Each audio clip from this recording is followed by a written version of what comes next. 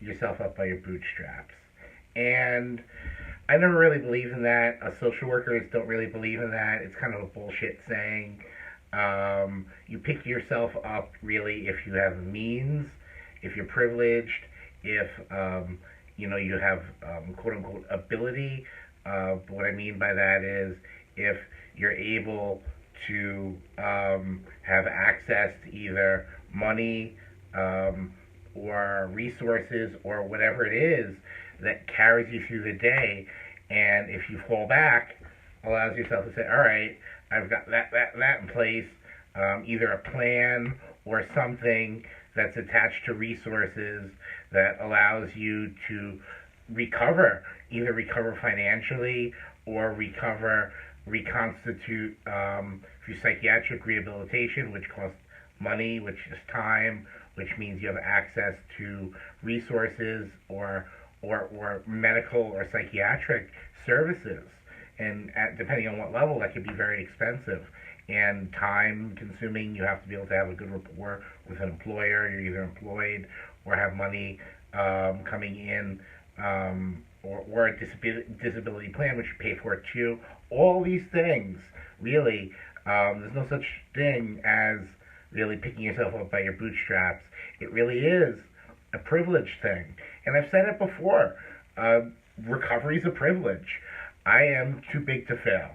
Okay? I've said that too. What do I mean by these two things? So we have recovery is a privilege and Max being too big to fail. That means I've got a lot of privilege. Yes, I do. Yes, I do. So recovery being a privilege means, like I said, you have means, you have access, you have all these things, all these resources available to you. Okay? Not everybody has that. Some people are just stuck in this box, whether it be a physiological space or just a space where they're just feeling like the world's going to end. And they have access to literally no services, no one to speak to, no coping skills, all of these things, which either cost money or are skills taught from workers or service people in mental health services that again are paid to teach consumers how to respond to spaces like that when they're not feeling well. That costs money. So recovery being a privilege is pretty clear. You have to have in order to get better, right? So when I say I'm too big to fail, I mean I've got a lot. Look at this. Got my own private office here. I just came back from a great trip on the Queen Mary to England where I spoke at a conference. I'm not rich, but I've got access to resources. So if I fall down, just like I was in a bad car accident right before I left, right? I lost my Prius, my beautiful Prius. But then got in another car and drove down to City Island and had lobster that night. We had a great time. But the point is, I consider myself a little bit too big to fail. Sure, something could happen to me, I lose an arm or a leg. I might not come back from that as readily.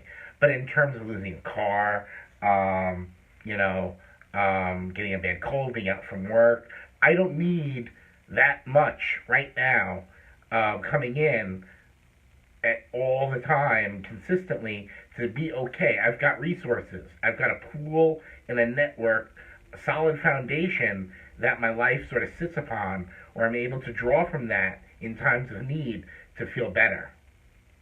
That's really important to me. Very important. It's what keeps me going. If you have a chronic illness, okay, that's there all the time, stuff's going to happen all the time.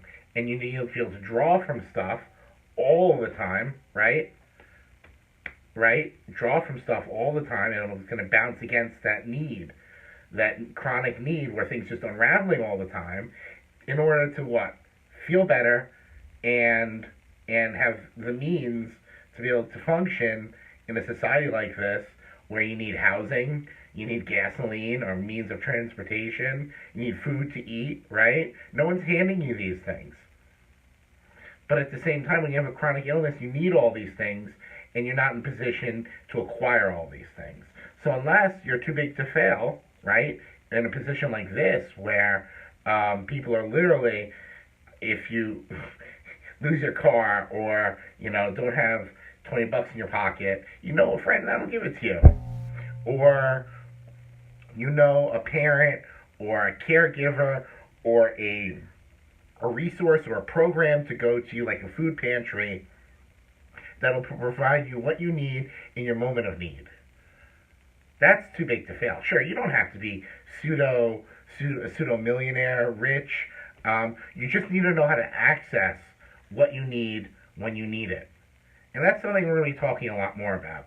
It's how to get what you need in your time of need to get through the moment when you're not feeling quite right. Because that's the moment that you really need help with. It's not when things are going well and, you're eating lobster. You're like, where's that strained butter? No, it's when you don't have enough money for a hamburger at McDonald's, right? And not enough gasoline to get to McDonald's, right? That you really need the help. So we're going to look at getting you that ketchup on that cheeseburger before you go home and call 911. Because hopefully you get a little bit in your stomach, or you feel like you'll be able to get food in your stomach again. You might not make that call or go to the hospital that night. Sure, if you ever need to, right, do it. I am not advocating staying out of the hospital if you really need to be there.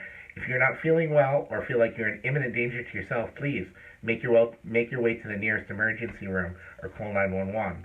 But if you're not in that space, tune in next time.